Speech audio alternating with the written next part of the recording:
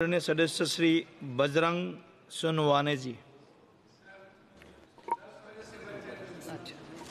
होनेबल speaker sir, मी महाराष्ट्रातील बीड जिल्ह्यातून बोलत आहे।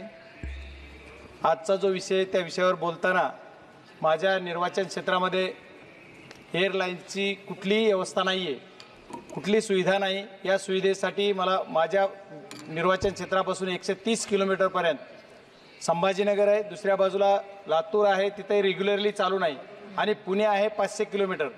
त्याच्यामुळे मला माझ्या निर्वाचन क्षेत्रामध्ये एक नवीन एअरपोर्टची आवश्यकता आहे आणि हे तुम्ही आपल्या माध्यमातून सरकारला आपण निर्देशित करून मला देण्याची कृपा करावी।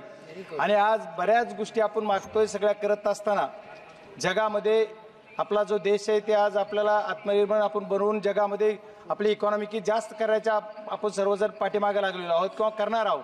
आणि आज आपल्या देशामध्ये कुठल्या फक्त दोनच कंपन्या जगामध्ये हे बनवत आहेत, बोईंग आणि एअरबस या दोन्ही कंपन्या फक्त विमान बनवतात, बाकीच्या दुसऱ्या कुठल्याही कंपन्या बनवत नाही, किंवा चायना बनवतंय, अमेरिका बनवतंय, आपण बनवत नाही। आत्मनिर्भरमध्ये जर आपल्याला चांगलं प्रगती करायची, देश एक नंबरला आणायचा आहे, सर्व करायचं आहे, तर मग आपण विमान कंपन्या किंवा विमान बनवण्यासाठी आपला देश का पुढाकार घेत नाही?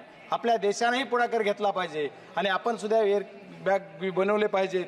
आणि देशातील जी विमान सेवा आहे ही सर्व विस्कळीत आहे। आज पॅसेंजरला एवढी त्रास होतोय की प्रत्येक गोष्टीला 2-2 तास 4-4 तास डिले। आपल्याला परवा आम्हाला दिल्लीला उतरण्यासाठी 3 तास वर फिरावं लागलं। एवढे म्हणजे ह्याच्या लोकांचा जो त्रास लोकांना होतोय, हा लोकांचा त्रास कमी करण्याचं काम सरकारने केलं पाहिजे आणि याच्यासाठी सुद्धा सरकारने हस्तक्षेप करून कंपनीला सांगितलं पाहिजे। आमच्या पुण्यामध्ये इंटरनॅशनल एअरपोर्ट होणार आहे, कधी होणार आहे? आम्ही ऐकून कंटाळा आला, पण आणखीही होत नाही। त्याच्यामुळे पुण्यासारख्या एक आज आमच्या महाराष्ट्रामध्ये सर्वात बिगेस्ट सिटी म्हणून जी ओळखला जाते, सर्वात सुंदर सिटी म्हणून ओळखली जाते, या शहराला जे आपण इंटरनॅशनल एअरपोर्टचा दर्जा देणार आहात हा लवकरात लवकर दिला पाहिजे। आणि पुण्याची कनेक्टिव्हिटी जर झाली तर आम्हाला मिडलला महाराष्ट्राला चारी बाजूनं महाराष्ट्रासाठी ते चांगलं होईल। आमच्या शेतकऱ्यांसाठी सुद्धा एक जर आमच्या बीड जिल्ह्यात जी मी बोललो तिथं जर तुम्ही एअरपोर्ट दिलं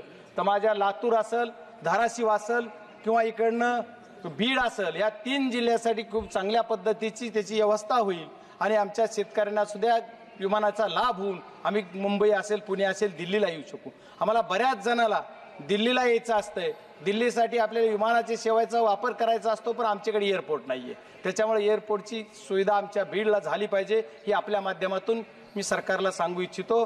आणि मी आणखी छोटीशी विनंती करणार आहे, मुंबईच्या एअरपोर्टचं जे आपण बघतोय दर 2 मिनिटाला एक विमान मुंबईमध्ये उतरतंय आणि त्याला सुद्धा लाईन एवढी जाम होती, तिथून उतरल्यापासून आपल्याला जरी एकदा लँड झालं तर लँड झाल्यापासून 1 तास मिनिमम आपल्याला एअरपोर्टला जायला लागतंय। ही गैरसोय प्रवाशाची होती, त्याच्यासाठी सुद्धा सरकारनं हस्तक्षेप करून प्रवाशांची गैरसोय दूर करावी अशी मी आपल्या माध्यमातून सरकारला विनंती करतो। खूप खूप धन्यवाद। थँक्यू। आदरणीय